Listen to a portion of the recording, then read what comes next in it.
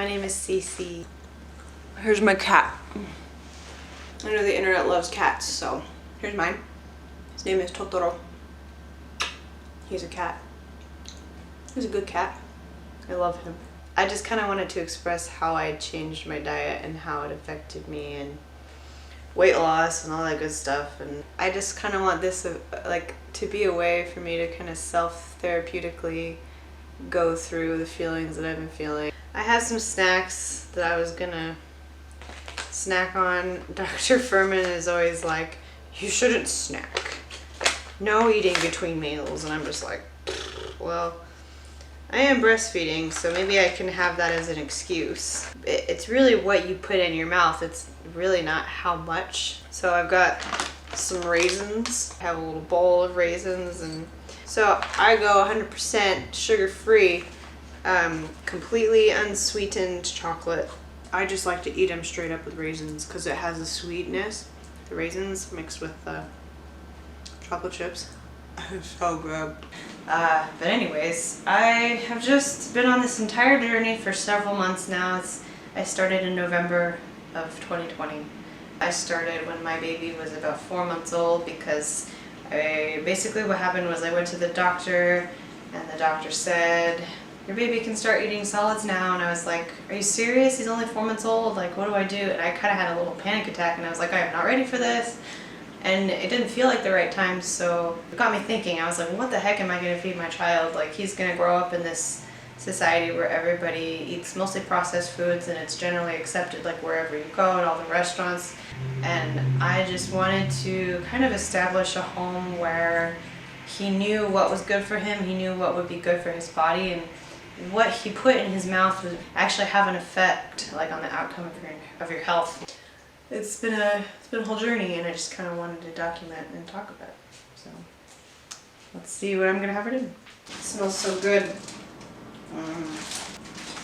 Sweet potato. It's peeled. I have sweet potatoes in a pot. I'm about to cook it. I don't use oil. I just saute it with water or vegetable broth. Water and coconut aminos. These are really tasty. Very good. So I just add a splash of coconut aminos. Splash of water.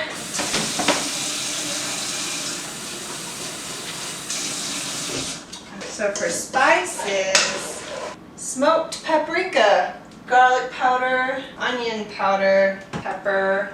I think that should do it.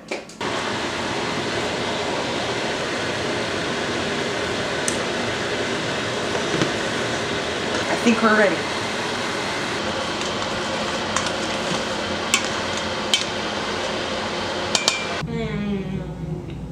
Itadakimasu. I'm gonna make some banana walnut nice cream. Oh yeah.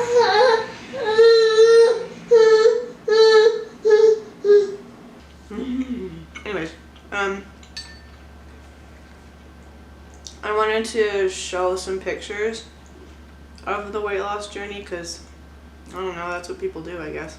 I've seen pictures of myself that I look at and I'm like, oh dang, like look at that, and like I can see how much my body has changed. Anyways, so I'm going to share some pictures that I noticed. These pictures of me in the red shirt were like maybe 6 weeks postpartum.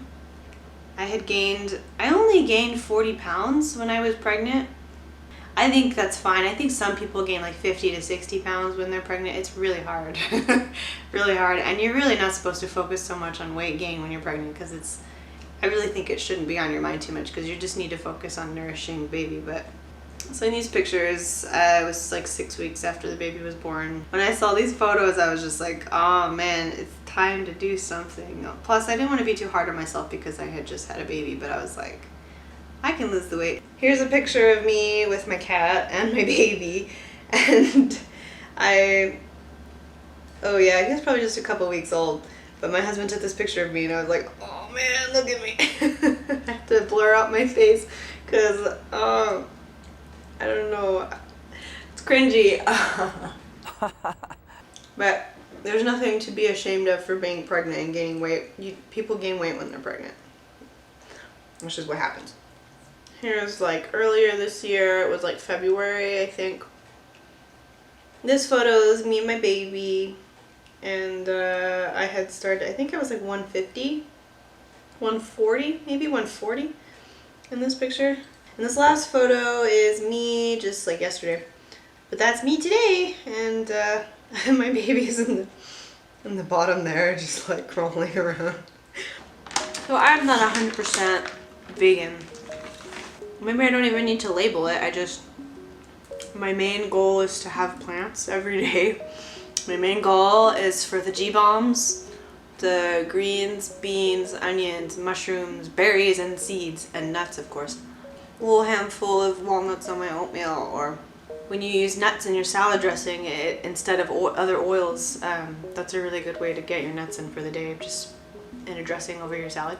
Focus on what's most nutrient dense available foods to me.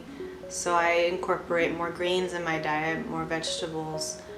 Those kinds of foods are very healing to your body, and they provide the nutrition that I never really knew that I was missing. I knew I was missing something, but I could never figure out a way to do it in a delicious, tasty way.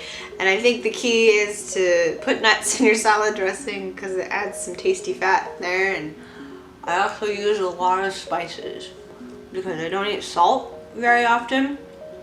And it's hard because with processed foods, salt is a very common additive. So in order to cut that out, I usually try to buy salt-free beans, or I usually just buy dry beans and cook them myself, but it's in like everything, like pasta sauce, everything. The only type of sugar I have is fruit. Dates are my main thing. Thank you for watching this video. I don't know what the outcome is going to be, but I hope that it can help people in some way. And I'm just really excited to share what I've learned and how happy it's made me. Thank you.